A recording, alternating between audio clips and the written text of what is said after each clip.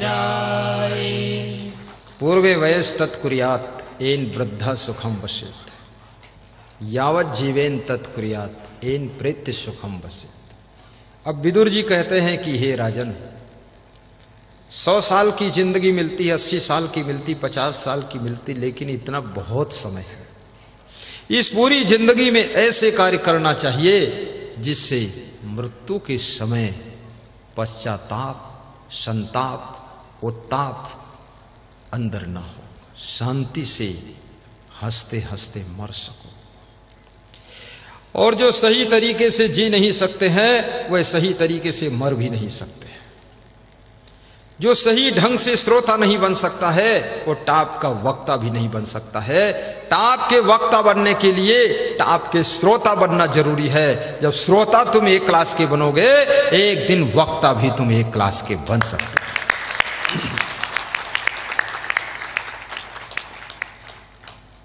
खुश रहो जीवन में।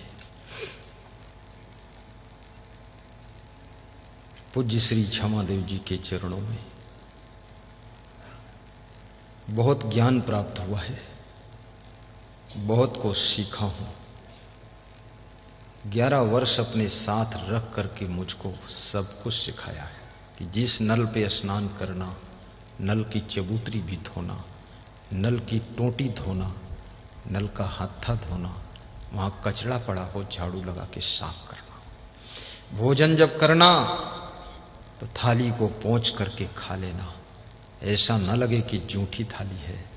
जैसी धोई हुई थाली होती है ऐसी खाने के बाद भी चमकनी चाहिए। ये ट्रेनिंग दिया मुझको, मैं उसी ढंग से करता हूं।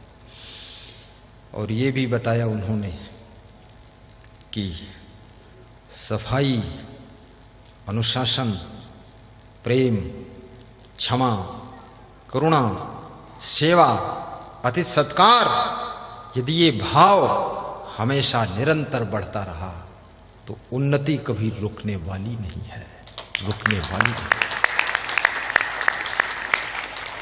आपके द्वार पर अतिथि का सत्कार हमेशा होना चाहिए। अतिथि देवो भव। श्वेतोत्तर उपनिषद में कहा गया है अतिथि का स्थान देवता का स्थान है। मातृ देवो भव, पितृ देवो भव, आचार्य देवो भव। और उपनिषद का ऋषि कहता है कि मां में देवी का दर्शन करना, पिता में देवता का दर्शन करना, अतिथि में देव का दर्शन करना। और जो आचार्य हैं, जिनकी वाणी से, जिनके ज्ञान से हमारे आचरण पवित्र होते हैं, जीवन जीने की कला मिलती है, ऐसे आचार्य गुरुदेव को सब देवों का देव समझ करके उनका ध्यान लगाना, तुम्हारा बेड़ा पार होगा।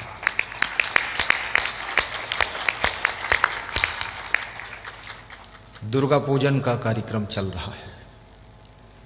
हर्षोल्लास के साथ में 9 दुर्गा पूजन कीजिए, लेकिन अपने घर की जो माताएं बहनें हैं इनमें भी दुर्गा का दर्शन कीजिए। इनके साथ में यदि आपने दुर्व्यवहार किया है, इनको गाली गलौज देते हो, और ये भी कहूंगा हर नारी को नारायणी का रूप धारण करना चाहिए, चंडिका नहीं बनना चाहिए। आप भी अपना परिवर्तन कर लीजिए।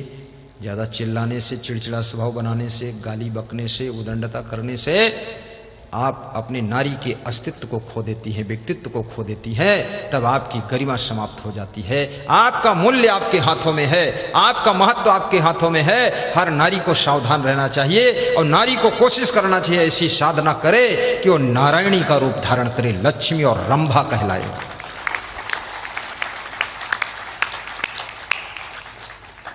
पुरुषों को नर शरीर पा करके नारायण का जन्म दीजिए अपने अंदर। नर में नारायण है, नारी में नारायण है। मुझ में तुझ में बस फर्क यही, मैं नर हूं आप नारायण है। मुझ में तुझ में बस फर्क यही, मैं नर हूं आप नारायण है। संसार के बंधन में मैं हूँ संसार के बंधन में, संसार तुम्हारे चरणों में, मैं हूँ संसार के बंधन में, संसार तुम्हारे चरणों में, गुरुदेव तुम्हारे चरणों में, हे नाथ तुम्हारे चरणों में, हे संत तुम्हारे चरणों में। बोलिए सद्गुरु भगवान की।